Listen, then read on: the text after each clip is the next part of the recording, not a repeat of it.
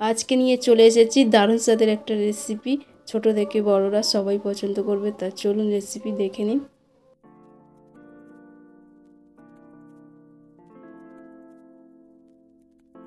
আমি একটা বোল নিয়েছি আর বোলের মধ্যে আমি 1 বাটি ময়দা দিয়েছি। এবারে এর মধ্যে আমি সুজিটা দেব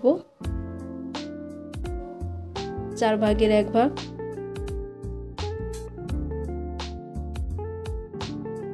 যদি সুজি দিয়ে বানানো যায় তাহলে কতটা ভালো লাগবে বুঝতে পারছেন। তুলে এবং হালকা ফুলকা রেসিপি তৈরি করা যাবে। আর এবারে আমি এর মধ্যে দিয়ে দিচ্ছি অল্প অল্প পরিমাণে জল। আমি একসঙ্গে জলটা দেব না, বাটারটা তৈরি করার জন্য আমি অল্প অল্প জল দিয়ে আমি বাটারটা তৈরি করে নেব। তবে জলের পরিমাণটা তোমরা কম বেশি ব্যবহার করবে। এবার খুব ভালো করে ফেটে নিচ্ছি। বাটারটা যত ভালো হবে এই রেসিপি ততই ভালো হবে, হালকা ফুলকা।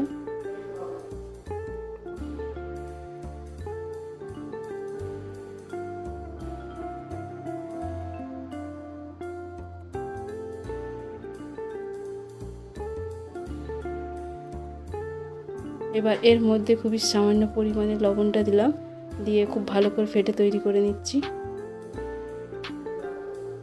ঘনত্বটা আমি দেখিয়ে দিলাম। এবার আমি রেস্টে রেখে দিচ্ছি।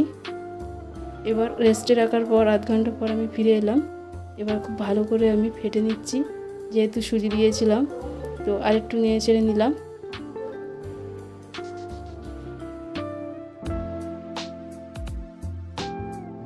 আমি এবারে যে কাজটি করব, তো আমি এখানে একটা বোলের মধ্যে আলু নিয়েছি, একটা বড় সাইজের আলু। আলুটাকে খুব ভালো করে ছাড়িয়ে নিতে হবে। খোসাগুলো রাখতে পারো, তবে আমি আলুর খোসা না রেখে মেখে নিচ্ছি। এখানে আলুর খোসা তোমাদের খুশি মতো রাখতে পারো, কিংবা তোমরা পরিষ্কার করে ছাড়িয়ে নিতে পারো।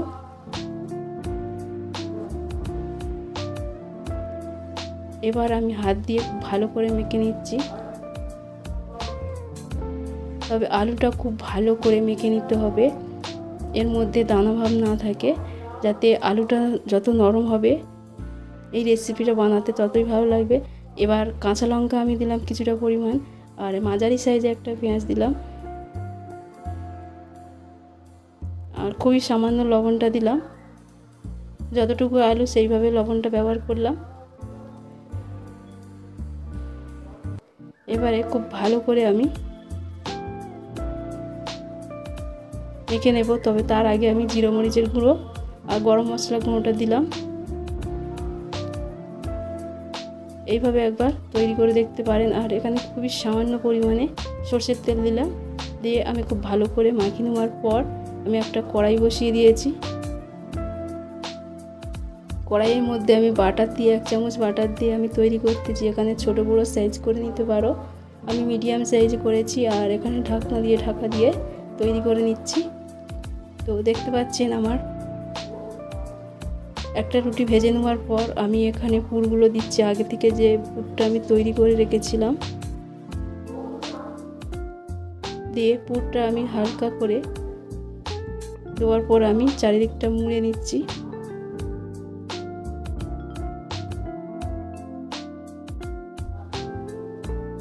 এইভাবে মুড়ে আমি এবারে কড়া বসিয়ে এর মধ্যে তেল দিলাম। তেলটা দেওয়ার পর তেলটাকে খুব ভালো করে গরম করে নিতে হবে। তারপরে গরম করার পর যেভাবে মুড়ে রেখেছিলাম সেই সাইডটা তেল দিয়ে ভালো করে চারিদিকটা ঘুরি ফিরি